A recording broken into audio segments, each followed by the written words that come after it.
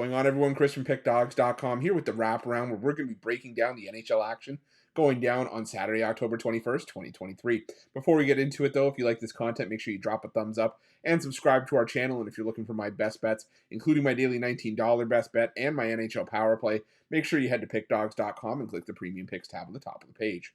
Are you ready? I'm ready. Let's get into it.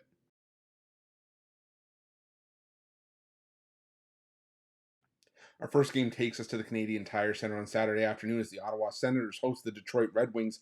And the Detroit Red Wings, they're hot right now. They've won 3 in a row, 3-1 record. And this is a Detroit Red Wings team that I think a lot of people have had some high hopes for, that maybe that this could be the year they finally break through. Same can be said for the Ottawa Senators, who have also won 3 in a row. So the difference for me here is the fact that the Ottawa Senators just continue to keep rolling at home. 3-0 at home to start the year. I'm still not all the way there yet with the Detroit Red Wings in terms of their form on the road. And head-to-head, this recent matchup has been all Ottawa. They won back-to-back meetings last year, 7 of the last 8, and head-to-head, it's just, like I said, it's just been dominant. And the home team also 17-8 in the last 25 meetings between these two teams. Should be a great game to kick off the schedule on Saturday, but I went with the Senators at minus 154.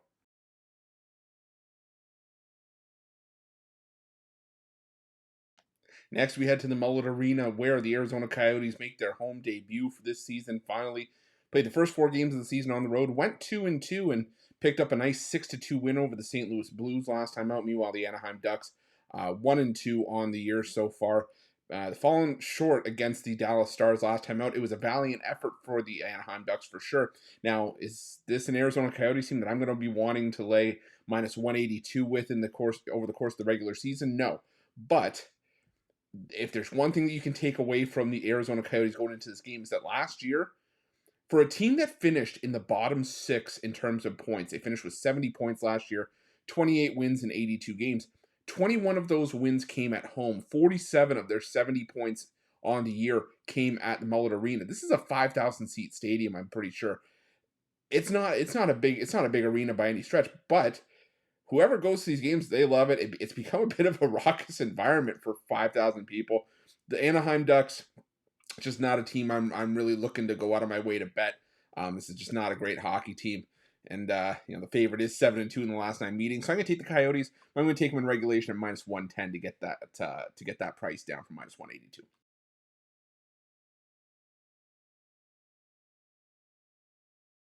Next, we head to the KeyBank Center, where the Buffalo Sabres take on the New York Islanders. The Islanders coming into this game on the second half of the back-to-back, falling to the New Jersey Devils last time out, their first loss of the season. It was a game where the Islanders, they did well to come back in that game. They tied it up with just under a minute to go, and unfortunately fell in overtime as the Islanders fell asleep defensively and let Jack Hughes have a bunch of space. But they got to pick themselves up and dust themselves off quick, because they played the Buffalo Sabres in the second half of a back-to-back. We just saw this matchup back on October 14th, so a week ago. Finished 3-2 in favor of the Islanders on Long Island.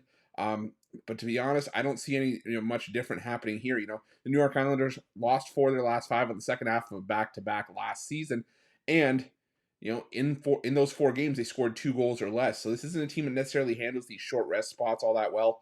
Buffalo's rested, but they've already played a lot of lower scoring games. They played the 3-2 game against Tampa, 3-2 against the Islanders. They only scored 1 at home against the New York Rangers.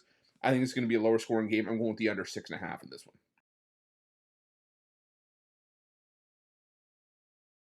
Next, we head to the FLA Live Arena, where the Florida Panthers take on the Vancouver Canucks.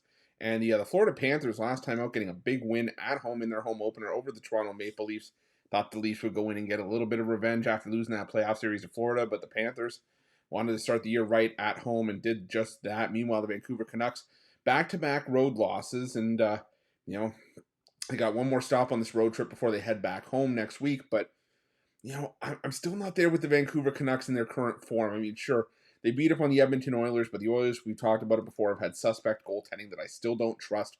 And, they lost to the Flyers. That one stung. And they lost to a Tampa Bay team that's got a pretty solid offense. But the Florida Panthers, they've got it all. They've got a solid offense when it's clicking. When the offense isn't clicking, the goaltending is fantastic. And sometimes it's just all coming together for the Panthers. I think the Panthers have finally snapped out of that Stanley Cup hangover. I think being back home is going to do them some good here. I'm going to go with the Florida Panthers on the money line in this one.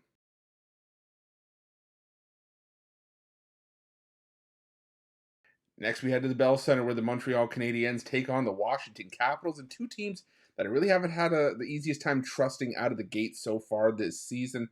But I will say that long term, I think I will be able to trust the Washington Capitals a lot more than I will Montreal. Like I've said before over in the wraparound, and maybe I'll catch some flack for saying this and fading Montreal because I'm a Leafs fan. But here's the thing: I've said it before, the Montreal Canadiens just don't have great goaltending. And a lot of times in the NHL, sometimes that's what you have to lean on. And for me, Jake Allen, Sam Montembeault, maybe even, anyone else that steps in the crease for the Habs, maybe Caden Primo or whoever. Not the goaltenders I want to lead my team. At least Darcy Kemper, he's a solid goaltender. He didn't have a good start against the Ottawa Senators, but if it does end up being Kemper here, I think he has the better shot at getting a bounce back start. The Washington Capitals are a solid team. I think this would have been a playoff team last year had they not been ravaged by injuries. I just think the Capitals are simply the better team here. I know Montreal on Saturday night can be a raucous environment, but I'm looking for the Caps to get it done here. So it's going to be Washington on the money line in this one.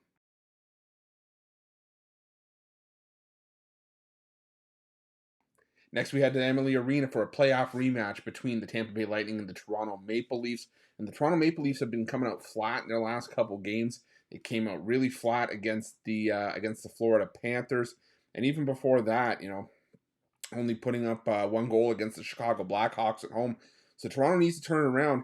It'll be tough to do that against a Tampa Bay team I think is going to be out for blood in this game after having their 3 straight season run of making the Stanley Cup Finals snapped in the first round at the hands of the Leafs last year.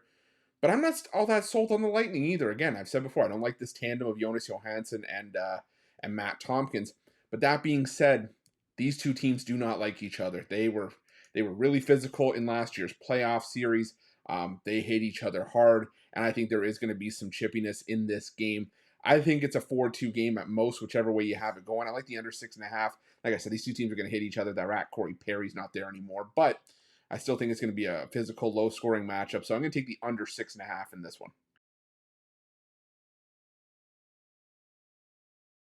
Next, we jump to the United Center where the Chicago Blackhawks take on the Vegas Golden Knights. And, the Vegas Golden Knights continue to get the job done. 5-0 so far on the year, 2-0 on the road, both straight up and on the puck line. And, they've also, been beating up on teams both offensively and defensively. So, the Vegas Golden Knights for me are sort of in that same boat as the Boston Bruins where, last year Boston got off to that strong start and you had people just wondering when the other shoe was going to drop. And for me, it just got to the point where you blindly you blindly rode them until they gave you a reason not to. And that's the stance I'm taking with the Vegas Golden Knights this year. They're just on another level. Chicago, they've been playing well. They've been able to pick up some upset wins here and there. They beat up on Pittsburgh to start the year. They got the upset win over over Toronto. But we've also seen them score 2 goals or less against the likes of Boston, Montreal, Chicago. They lost to Boston and Chicago on the road on the puck line. Being at home, I think, will help a little bit here, but I still got to go with Vegas on the puck line in this one.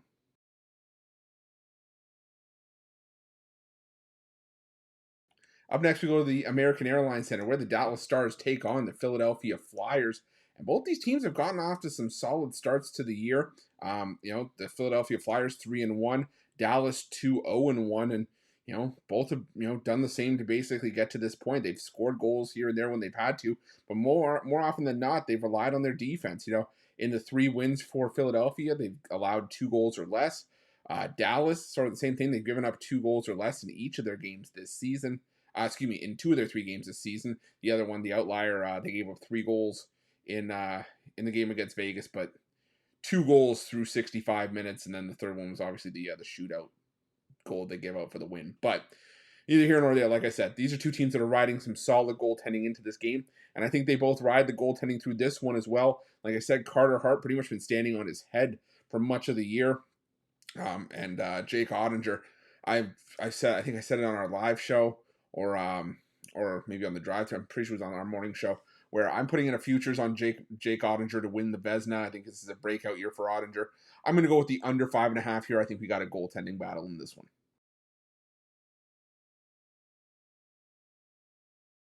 Next, we head to the XL Energy Center where the Minnesota Wild take on the Columbus Blue Jackets.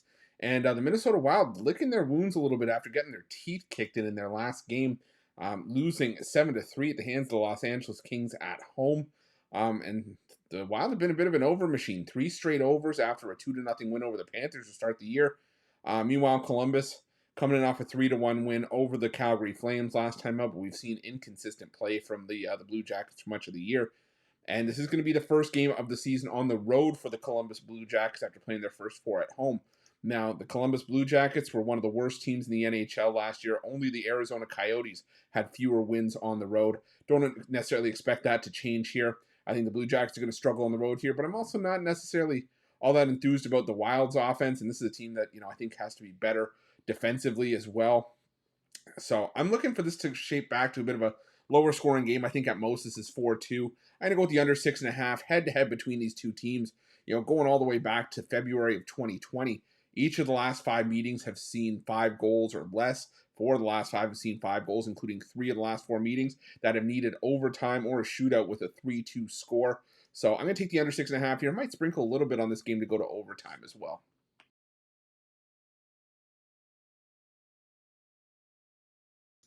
Next, we head to the Bridgestone Arena where the Nashville Predators take on the San Jose Sharks. And the San Jose Sharks back to doing San Jose Sharks things. I mean, they've scored 1 goal in 3 of their 4 games this season. 0-3-1 on the year. Been getting their teeth kicked in. And now they head out on the road where this San Jose team was really, really, they were not good last season. 14-22-5. But ironically enough, it was actually where they won 6 more games last year. They won 14 of their 22 games on the road. Problem is, I don't know how much success they're going to have against the Nashville Predators here. This has been a Nashville team that's won 7 in a row and 9 of the last 10 against the San Jose Sharks. But I don't know how much I can trust the Preds to try to win by a couple here. That's the only way you're going to get any sort of value out of the Predators here. I was trying to figure out how I can maximize value here, or the best way to play for the Preds or against the Sharks. Don't want to lay minus 215 with Nashville or play a puck line. Maybe even regulation's a little bit dicey. The total's a mess too. So what I'm going to do here is I'm going to go with someone I rarely do with these videos. I'm going to go with the Sharks team total under 2.5. In the last 10 meetings between these two teams, like I said, Nashville's won 9 of the last 10. San Jose has scored 2 goals or less in each of those 10 games. I'm going to take San Jose Sharks team total under 2.5.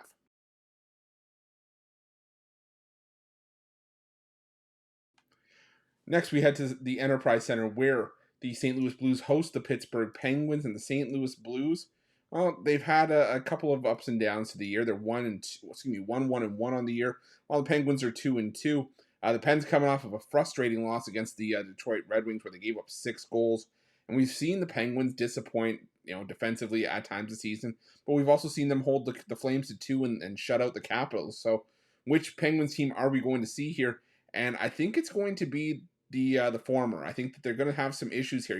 The St. Louis Blues, they're coming off a bad loss to the Arizona Coyotes, but this has been for the most part, a stout St. Louis defense that's relied on solid goaltending.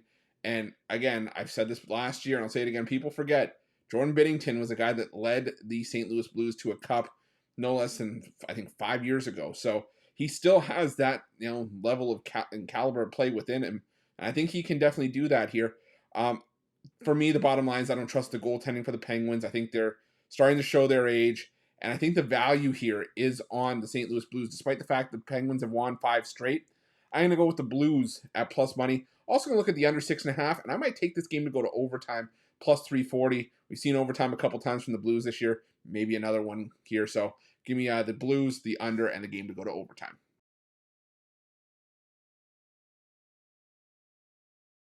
Next, we head to the Ball Arena where the Colorado Avalanche host the Carolina Hurricanes. And I'll tell you, I was really disappointed with the Carolina Hurricanes and how they performed against the Seattle Kraken. They were right there, nip and tuck with the Kraken. And all of a sudden, gave up 7 goals when all was said and done. And it was yet another over for the Carolina Hurricanes. 5 overs in 5 games so far this season. Meanwhile, the Colorado Avalanche, they've been putting on defensive clinics left and right. They're 4-0 on the year, 3 unders, and they've allowed 1 goal or less in each of their last 3, 2 goals or less in each of their 4 games this season. The Hurricanes can score, but so can the Avs, and the difference between those two teams for me, you have one team that can stop the puck right now and one that can't. I'm going to take the Colorado Avalanche at home. They've been one of the better home teams in the NHL for some time now. And the the Carolina Hurricanes, I think they just want to get home. So give me the Colorado Avalanche on the money line in this one.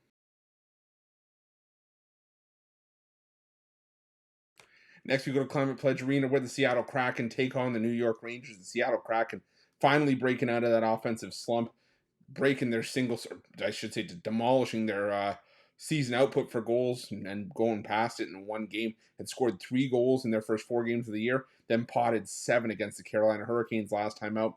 But I'm not sure I'm ready to read into that just yet. Now, sure, the New York Rangers, their offensive has dwindled since their season opening 5-1 win over the Sabres. They scored 3, 2, and 1 in each of their last 3 games. But head-to-head, the New York Rangers have owned this series. They've won 3 of the 4 all-time meetings between these two teams. I just think that the New York Rangers are the better team. We see Igor Shesterkin here. I think Shesterkin gives the Rangers a clear edge in goaltending as well. And I think it's only a matter of time before the Rangers break out offensively. I think they are favored on the road in this game for a reason. I'm going to take the New York Rangers on the road in this one.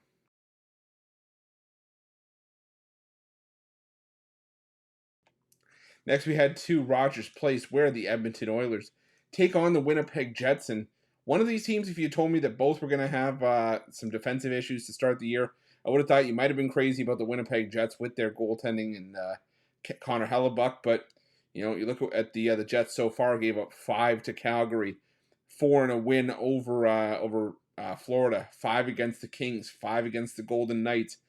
And I don't see that slowing down here against Edmonton, who does have some of the best players in the world on their roster. Need I say more about Leon Draisaitl and Connor McDavid?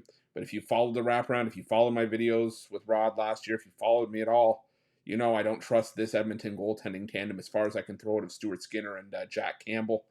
I think this is going to be a high-scoring game. I could easily see 4-3 here at the very least. Head-to-head, we've seen overs in the last 2 meetings. We saw a combined 21 goals in the last 2 meetings between these two teams. I think we've got another high-scoring one here. I'm taking the over 6.5.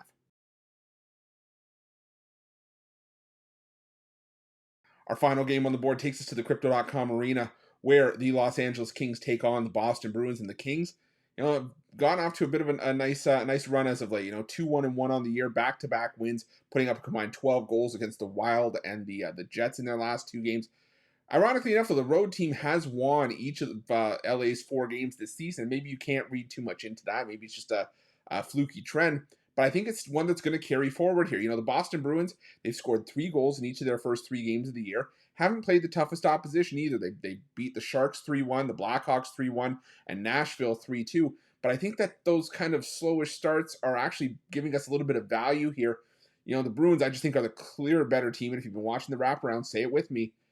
The Kings have not made the adjustments and the additions to make this a better team. Cam Talbot does not do that. We'll have to see if he gets the start here. And whoever the Bruins send here, whether it's Jeremy Swayman or Linus Ullmark, is a clear advantage for the Bruins between the pipes. I think the Bruins are just a better team top to bottom here. I think we're getting a gift price with them on the road.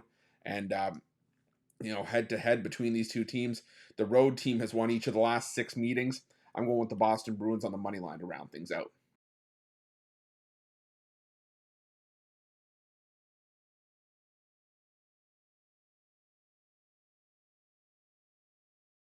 That's it. That's all the NHL action for Saturday, October 21st, 2023. If you like this video, make sure you smash that like button and subscribe to our channel. Also, make sure you have notifications turned on to get the newest and most up-to-date content here at Pick Dawgz. And a reminder, if you're looking for my best bets, check out Pick Dawgz Premium and let me know your NHL picks in the comment section below. Thanks for watching.